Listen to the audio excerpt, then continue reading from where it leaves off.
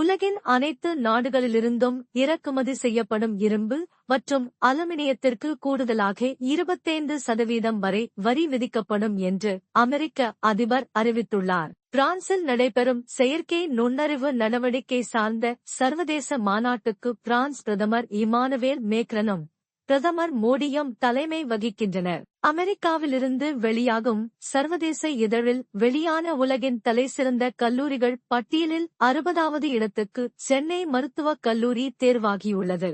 தண்டனையை எதிர்த்த மேல்முறையீடு மனு நிலுவையில் இருக்கும் பொழுது தண்டனை கைதிகளுக்கு சாதாரண விடுப்போ அல்லது அவசரகால விடுப்போ வழங்க எந்த தடையும் இல்லை என சென்னை உயர்நீதிமன்றம் தெளிவுபடுத்தியுள்ளது.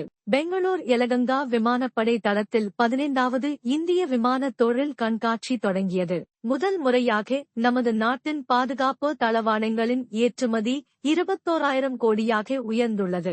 வருகின்ற 2027ஆம் ஆண்டுக்குள் யானைக்கால் நோய் இல்லாத இந்தியாவை உருவாக்க மத்திய அரசு உறுதி கொண்டுள்ளது. அறிமுக போட்டியிலேயே 150 ரன்கள் விளாசிய முதல் வீரர் என்ற பெருமையை பெற்றார் தென்னாப்பிரிக்கா கிரிக்கெட் வீரர் மேத்யூ பிரிட்ஸ்கே.